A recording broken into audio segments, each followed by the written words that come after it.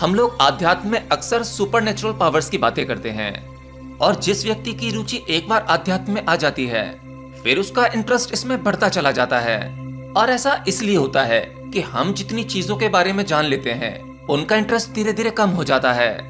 पर ये आध्यात्म जो अज्ञात है, जिसे कभी भी पूर्णतः जाना नहीं जा सकता, एक बार जिसने इसका स्वाद चख लिया फिर वह इसमें गहरा उतरता चला जाता है।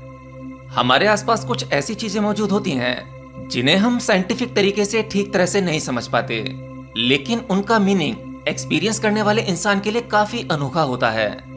जब आप मंदिर में जाते हैं तो आप मंदिर के द्वार पर अक्सर घंटी बजाते हैं, पर क्या आपने कभी सोचा है कि मंदिर के उस घंटे को बजाने का क्या इम्पोर्टेंस है?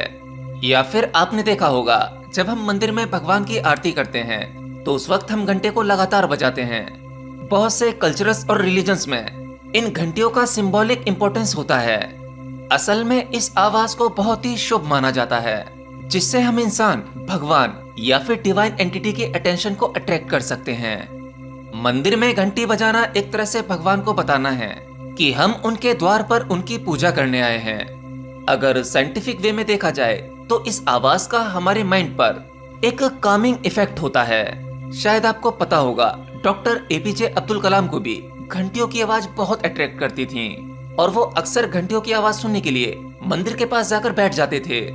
बहुत सी स्पिरिचुअल प्रैक्टिसेस में पूजा शुरू करने से पहले घंटी को बजाने का मकसद ये होता है कि हमारे मन की डिस्टरबेंसेस और इम्प्योरिटी को हटाया जा सके। ये घंटियां अक्सर प्योर मेटल से बने होते हैं और कहा जाता है कि उन्हें बजाने से आसपास का माहौल शुद्ध होता है। उनकी क्लियर और रेजिडेंट आवाज से अपने आसपास की नेगेटिव एनर्जीज को हटाया जा सकता है। आध्यात्मिक योग शास्त्र या हिंदू योग विज्ञान में इन घंटियों की ही तरह बहुत सी आवाजें, बहुत सी वाइब्रेशन या ब्रह्मांडीय ऊर्जा के बारे में बहुत सी बातें की गई हैं। और आज विज्ञान भी मानता है, कहते हैं कि यूनिवर्स में हर चीज की एक वाइब्रेशनल फ्रीक्वेंसी होती है। और लोग मानते भी हैं कि इन स्पिरिचुअल वेव्स और इस एनर्जी से हमारी सेहत और वेल बीइंग पर असर पड़ता है। हमारा ज्योतिष शास्त्र भी इसी पर आधारित है। मनुष्य के जन्म और समय के मुताबिक उसका कनेक्शन किन किन प्लैनेट्स की एनर्जीज के साथ में है, उसने यूनिवर्स की किस प्रकार के फ्रीक्वेंसी में जन्म लिया है, उसी के आधार पर उसका पूरा जीवन निर्धारित हो जाता है। स्पिरिचुअल ग्रोथ में अक्सर आपकी कॉन्शियसनेस और अवेयरनेस एक्सपेंड होती है और आप ऐसी चीजें फील करते हैं जो आपको अनरियल सी लगती हैं। कई बार ये वेव्स या तरंगें एक कलेक्टिव कॉन्शियसनेस की तरफ इशारा करती हैं। इसका मतलब है कि मंदिर की घंटी से सभी लोगों को आनंद मिलता है और वो पीस एक्सपीरियंस कर पाते हैं। तो अगर बहुत से अलग अलग तरह के लोग एक साथ इस पीस को एक्सपीरियंस कर पा रहे हैं तो ये काफी इफेक्टिव है। साउंड्स और वेव हमें फिलोसॉफिकल लेसन भी सिखाती हैं। बहुत से लोग इन्हें माइंडफुलनेस और प्रेजेंस का सिंबल समझते हैं। किसी भी वेव को सुनने से हमें एहसास होता है कि हमें प्रेजेंट में रहकर अपनी लाइफ को पूरी तरह से एंजॉय करना चाहिए। इसीलिए जब कभी आप कोई म्यूजिक सुनते हैं या किसी भी प्रकार की ध्वनि सुनते हैं तो कुछ समय के लिए आप अपने प्रेजेंट मोमेंट में हो पाते हैं। ये साउंड्स इशारा करती हैं कि हम एक्सेप्टेंस पे विश्वास रखें और लाइफ के फ्लो में नेचुरल तरीके से भागीदार बने। इंडियन फिलॉसफी में साउंड, वाइब्रेशंस और वेव से रिलेटेड एक ऐसा ही कॉन्सेप्ट है जिसे हम अनहद नाद कहते हैं। अनहद नाद उन इंटरनल साउंड के लिए यूज किया जाता है जो यूनिवर्स में एग्जिस्ट करती हैं और नाद की इन्हीं वेव्स को सारे क्रिएशन का सोर्स माना जाता है। इसे अक्सर डिवाइन और अल्टीमेट रियलिटी कहकर भी पुकारा जाता है।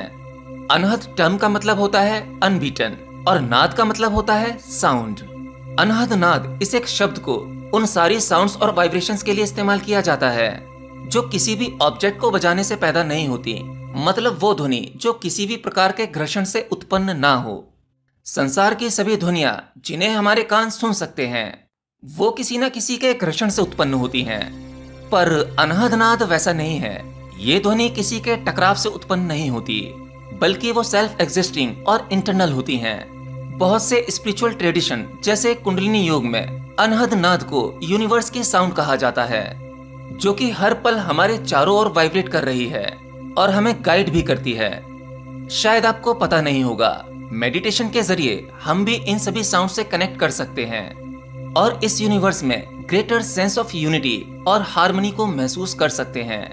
इंडियन फिलॉसफी के हिसाब से अनहद नाद कोई ऐसी आवाज नहीं है जिन्हें आप अपने फिजिकल ईयर से सुन सकते हैं। बल्कि ये एक इनर आवाज है जो हमें ध्यान लगाने पर ही एक्सपीरियंस हो सकती है। अनहदनाद की ये आवाज कॉन्शियसनेस के सबसे डीपेस्ट लेवल से पैदा होती है।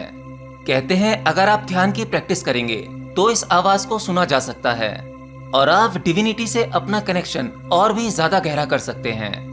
एक बात याद रखना जरूरी है कि अनहदनाद काफी सब्जेक्टिव होती है और अलग अलग लोग इसे अलग अलग तरीके से एक्सपीरियंस कर सकते हैं।